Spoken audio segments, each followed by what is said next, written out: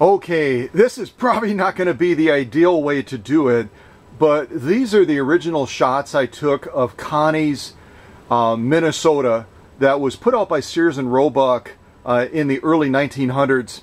The paint, patina, just the overall appearance of the machine was nothing to brag about. I'll just kind of scroll through a couple of these pictures. Hopefully the camera will be able to capture kind of what I'm wanting to show you. Kind of see the paint quality there and such. That shows a pretty good representation of the machine. Especially the faceplate was just really in a mess.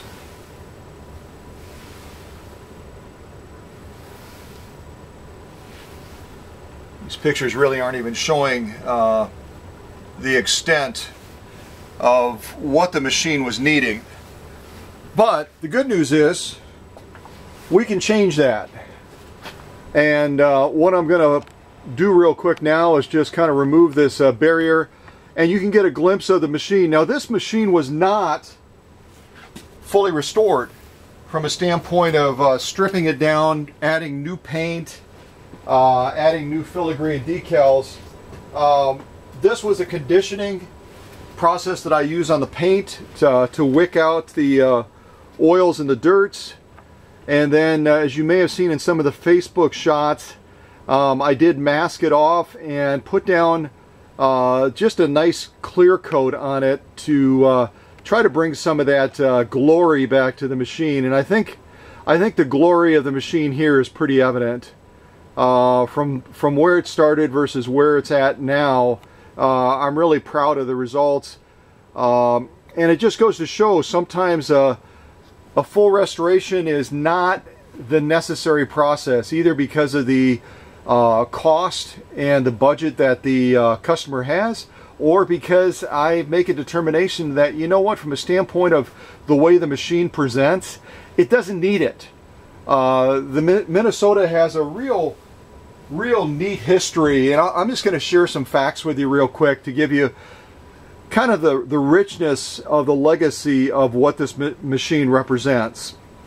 This particular one you're looking at is the Minnesota Model C. There was a Model A, B, C, D. They even had it all the way out to K. So they made a lot of variations of the Minnesota. And this particular model, you'll see on top, it uses a unique tensioning for the upper tension. This right up here, if you can see that, let me loosen this up a little bit. It's basically, I would refer to it as a pressure plate, where that thread goes underneath that pressure plate, and the little button here you can see is a quick release for the tension, so that you can go ahead and allow that thread to move freely as you would if you were to move the presser foot lever up on a traditional machine. That's it. I mean, it's a pretty simple approach. They refer to it as the leaf spring tension because of the design of it. But I think it's a cool method. It's got its quirks, where depending on the material you're sewing on, you sometimes have to fudge around with it a little bit. And the same thing is true of the vibrating shuttle that's in this machine as well.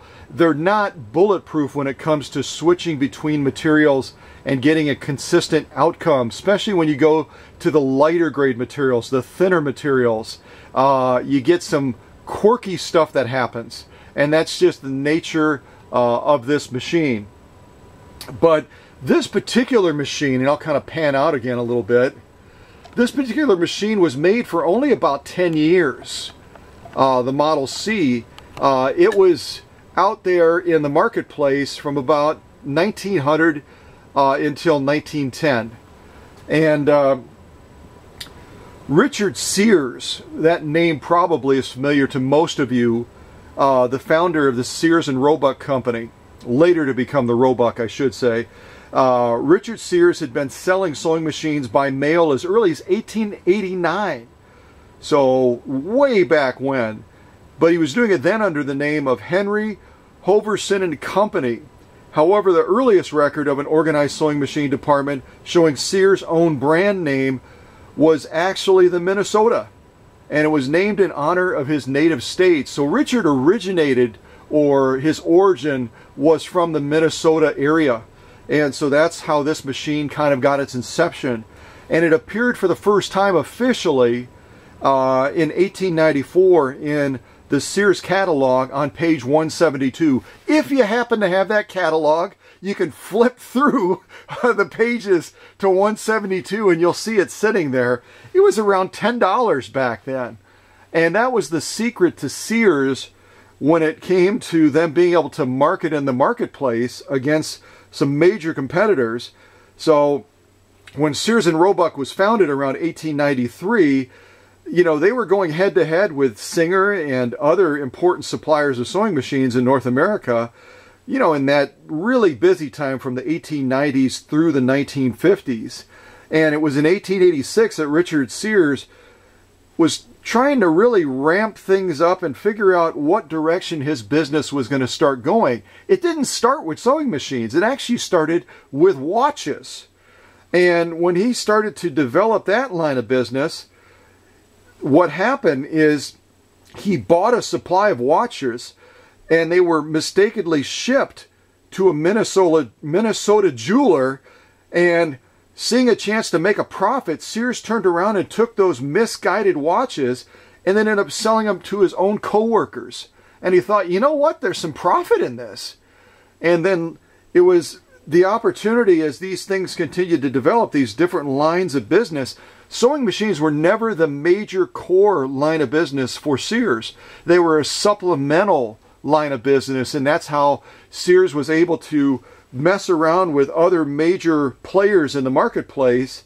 And once he met Elva C. Roebuck, and they really started to develop things, because Elva Roebuck, who later became the second part of that notorious name, Sears and Roebuck, he was actually in the watch business. He was a jeweler by trade and a watch repairman from the great Hoosier state of Indiana.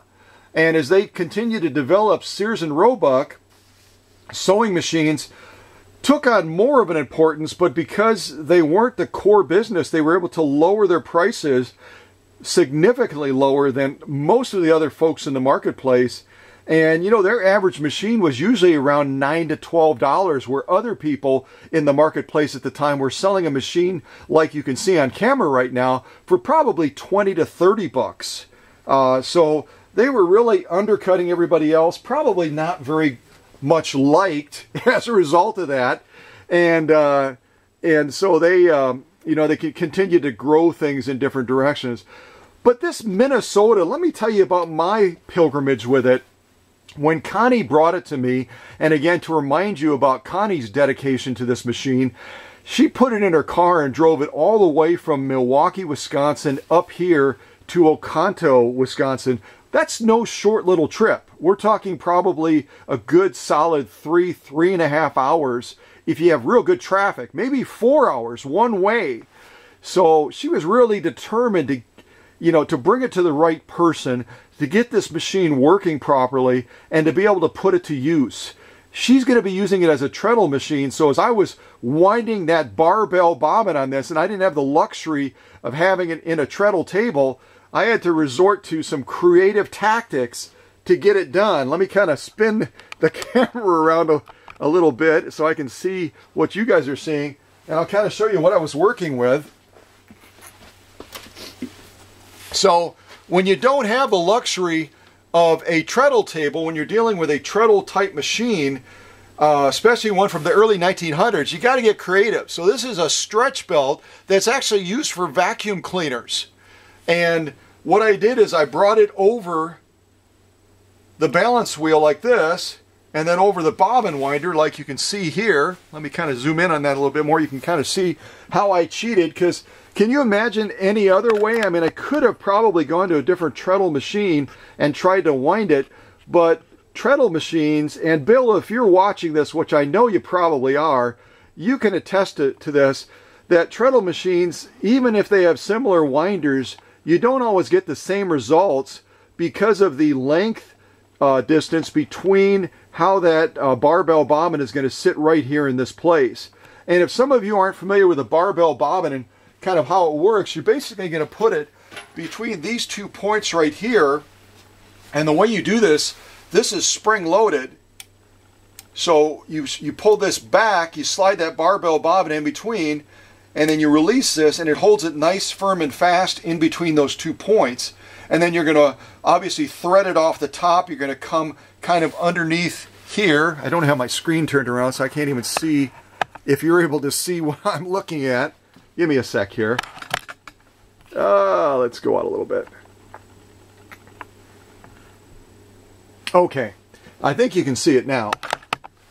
So when you come off the top, you're going to kind of come across the machine. You're going to thread right underneath here, and then you're going to come up over here. You got to come over this point right here, because this is going to be going back and forth like a pendulum as the machine balance wheel turns, and evenly distribute that thread on that barbell bobbin. So you come across here, and then you start the roll over the barbell bobbin, and you just kind of work it and bring it back and forth. So it's a tedious process even when you have everything, and then when you have to improvise and use a vacuum belt in order to bridge that gap between the balance wheel and that. Let's just say it was fun.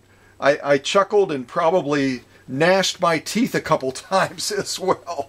So I'm going to take this off for now, and obviously you disengage the clutch. Even on these early 1900 machines, they're going to have a clutch obviously to disengage, so don't forget that, or you'll be gumming up your raceway area with the thread from your needle and from your bobbin. So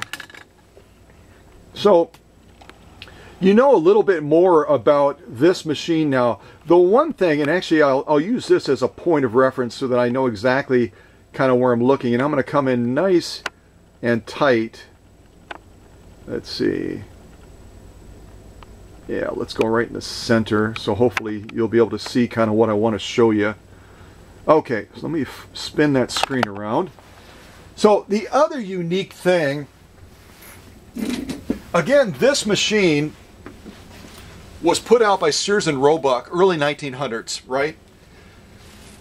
There's some debate out there about whether a company by the name of Davis or a very notable company by the name of Domestic was behind manufacturing the different lines of the Minnesota. The best research I can find is it's probably a domestic manufactured machine, but Davis had their hands in and out of it a couple of times, so it's kind of hard to say. But the one thing I did find when Davis was manufacturing machines, a lot of other companies would kind of fall into ranks, and they would have some uniformity across you know, the different sewing machine mechanics, the parts, the manufacturing of the machine. There was some common ground that a lot of the manufacturers followed, and you know, that goes all the way back to Wheeler and Wilson, and there were just some of those traits that you could kind of count on. Not true, not true at all of this Model C. The one thing that I discovered as I was working with this machine is you couldn't take anything for granted. And that includes the fact that most vintage machines are going to be able to, and actually I'm zoomed in too far. Holy mackerel, that was fun. Let's try that again. Okay, so what I was trying to say is you can't always count on that common ground between machines.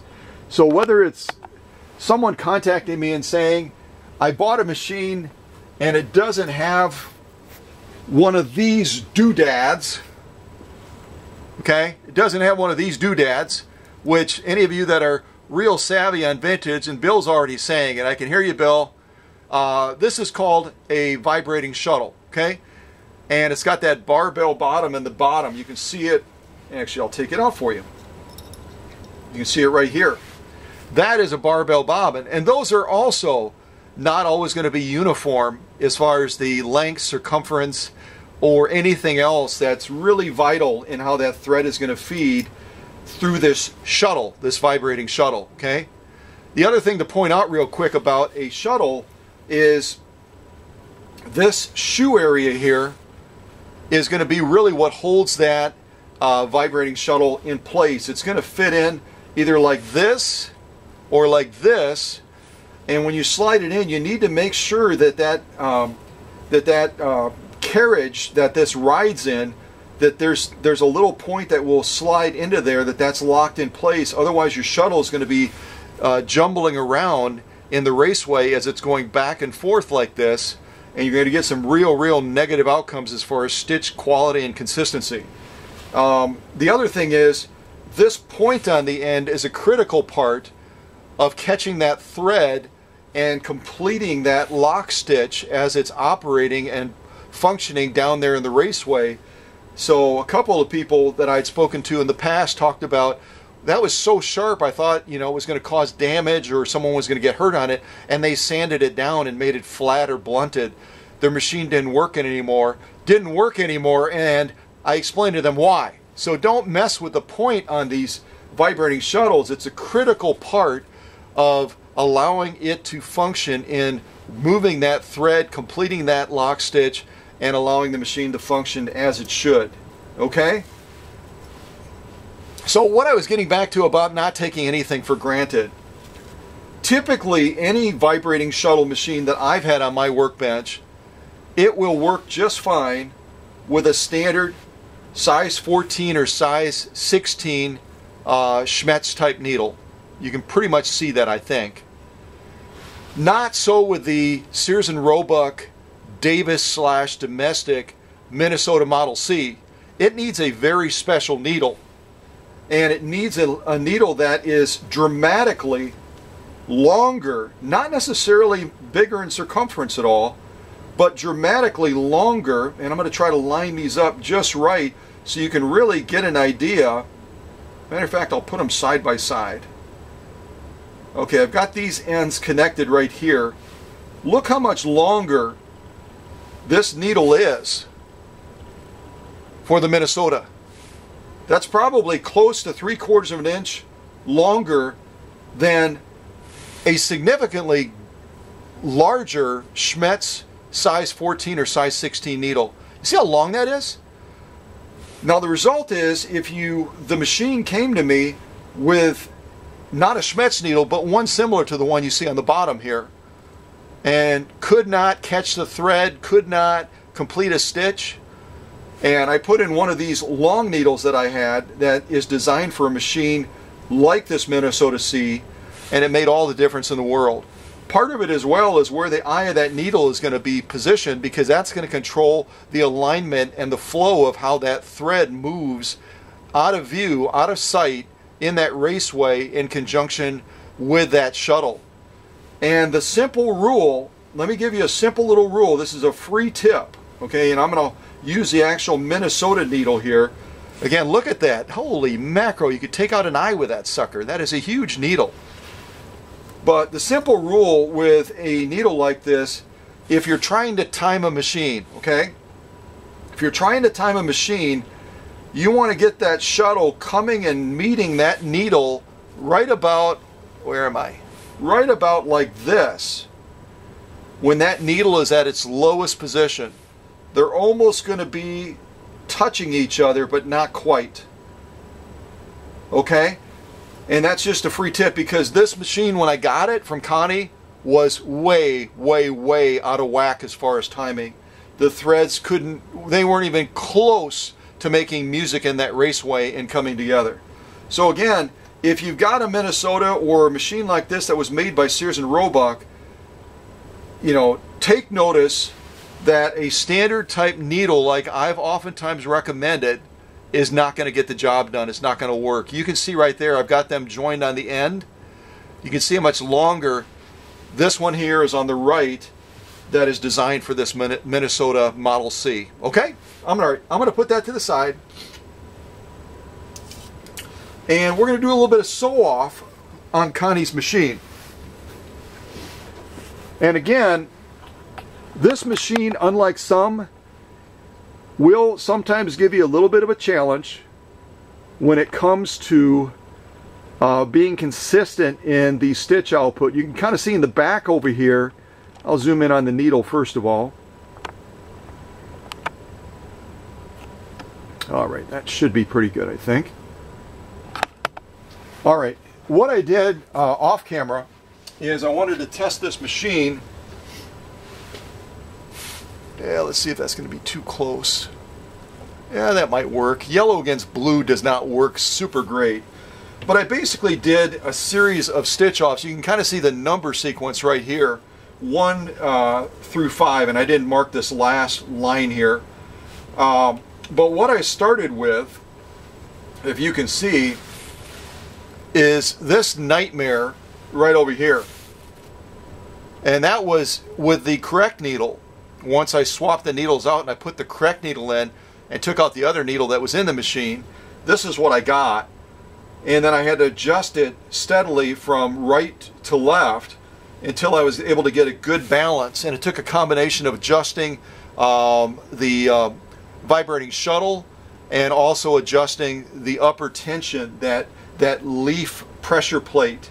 So I mean, it's a little bit needy when it comes to getting the tension right on this Model C, but once you get it, it's a sweet success because it sews beautifully once you get it in that perfect position.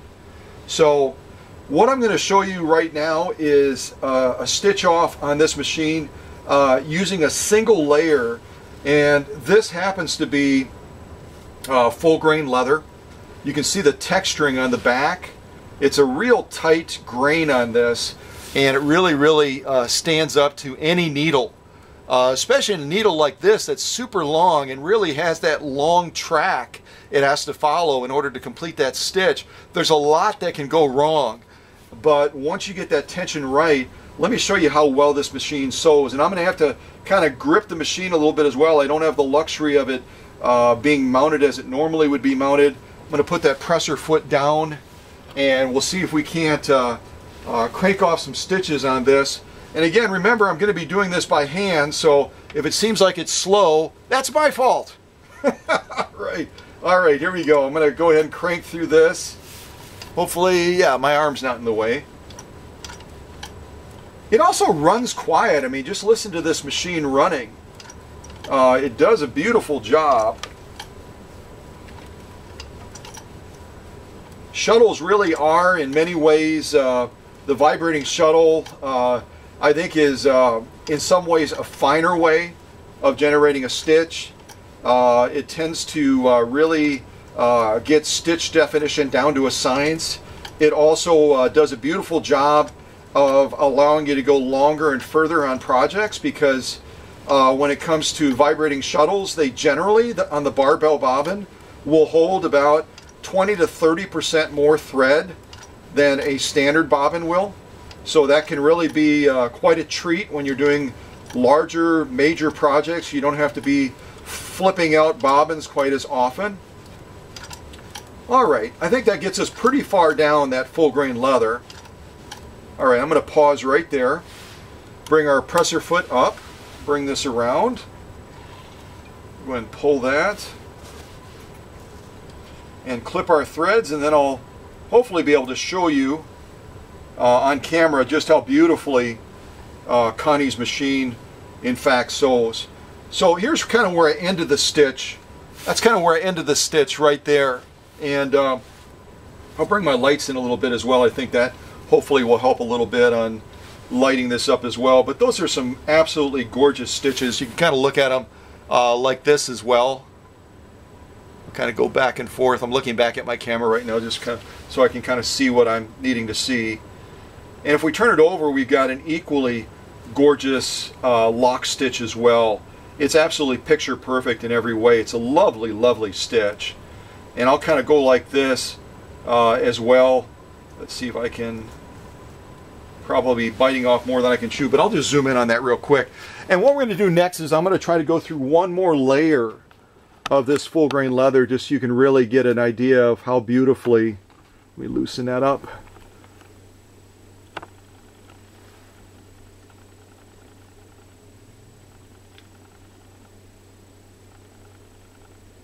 those stitches.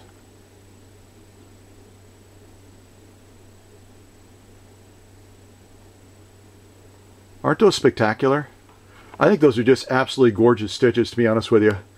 I'm going to go ahead and move that out of the way. I'll have to get my camera shot back as far as the needle position. And then we're going to zip down one more layer of this full grain leather. Oh, I'm actually not that far off. That's pretty cool. All right. That was my phone. Sorry about that. Usually it makes that sound when someone has a question. So if you sent me a question and you watch this video at this premiere and you're going, hey, why didn't you answer my question? It's because I'm filming right now. Hello?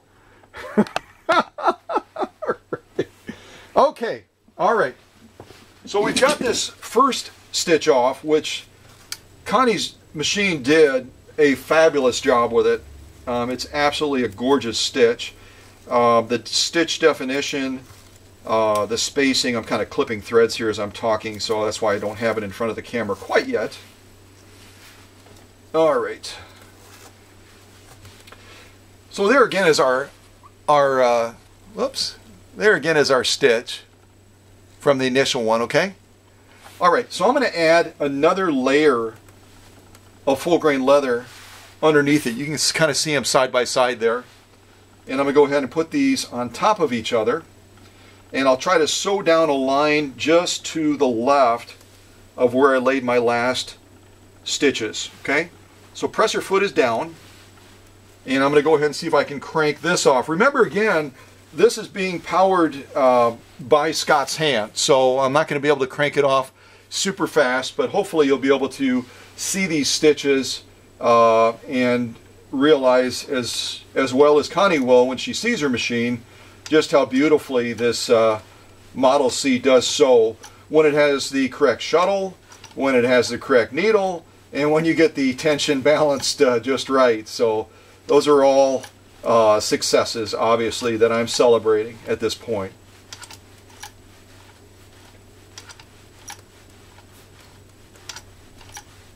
I've got a good rhythm there, I think. I could do better if I had music in the background, so if any of you were here and you could hum, no doubt I'd be able to crank this off even faster, probably.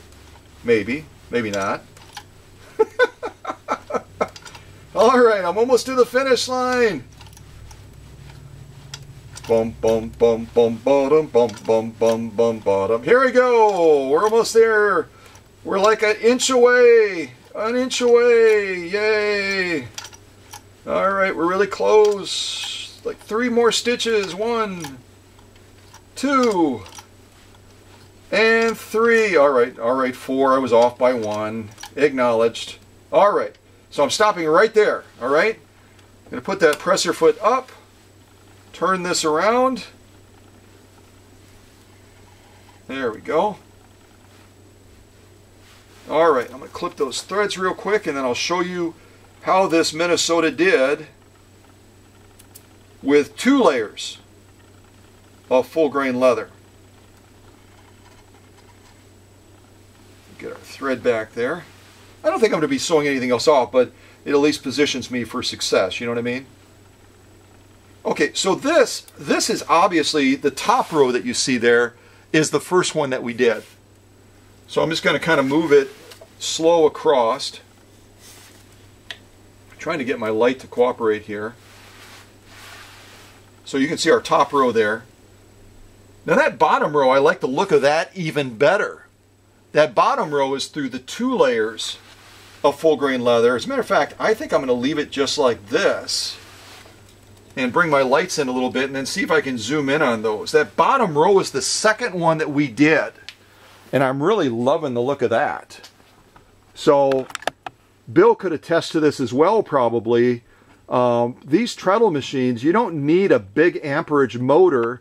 You need your foot. And when you're looking at something like this, you can see the quality of that top row is the first stitch we did, single layer of full grain leather. You can see on the very bottom there, you can see the overlap of the leather now as we did this second row. And I think it's spectacular. I love the way that big long needle just really cuts through that leather beautifully. You know, it's It's a general purpose type needle, kind of like the Schmetz ones that I enjoy so much. They're general purpose. They're not a leather needle. They're not designed as anything other than a heavy duty needle for going through a lot of different types of materials. And, you know, if you keep your machine maintained properly, you don't need a leather needle to do heavy grade sewing or leather sewing. I'm going to say it again. If your machine is properly functioning and operating like Connie's is now, you don't need a leather sewing needle to sew leather. They have their purpose, they have their intended use, I get that, but a machine that's substandard, you better get the leather needle because you might need that extra edge, but you don't need it on this machine, and the proof is in the pudding. Look at those stitches. I mean, they're absolutely spectacular. I'm going to see if I can get it even a little bit closer. And then I certainly will. Some of you are probably already anxiously saying, all right, move to the right. We want to see the rest of the stitches. Not a problem. Matter of fact, I'm going to bump it up just a little bit. There we go. Hopefully that makes it better and not worse. I think it does. So look at these stitches. Again, the bottom row that you're looking at is 2 layers of full grain leather, probably about 8 ounces of leather. Actually, I do like the upper row too. The upper row is real pretty too. The spacing, the formation, it's done a spectacular job with both. Don't you agree? But again, as you change material, the type of material, the thicknesses, the density of the material, on this Model C, you might have to make some fine-tune adjustments. So in my judgment here, I don't know what you're seeing, but where you can see on the top row, you can see that nicely defined stitch. Going a little bit faster, sorry about that. See that nicely defined stitch, but you're only seeing occasionally, like way over here on the right side, you're seeing the piercing point where that needle went through.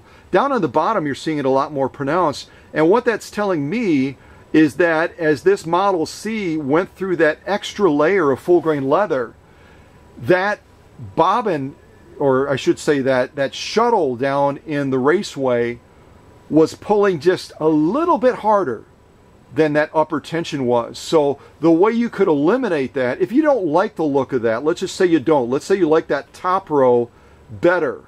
You like the look of it where you can see the stitches, but you don't see the piercing hole from the needle. Then you would do one of two things. You would either lighten the pull of that shuttle by making a subtle adjustment down there, which is a little bit more technical and a little bit more difficult, where you can really throw things on a whack, or you would do what? Exactly right. You would go ahead and modestly increase that upper tension, that pressure plate, turning it clockwise just slightly so that it's pulling a little bit more up on that thread and reducing the victory that shuttle is getting down below. Because that shuttle down below is getting a little bit more pull on that thread. It's causing that stitch thread to really from side to side be narrowed just ever so slightly because it's getting pulled down. Remember again, your shuttle down there is going to be pulling the thread down. Your upper tension is going to be pulling it up. So here, that slight adjustment of either reducing the pull down below or increasing the pull on top would then take that stitch row on the bottom that we went through 2 layers of full grain leather and make it more representative of that top row where you can see the nice defined stitches, but you're not seeing the piercing point. I don't personally have a problem with seeing the piercing point.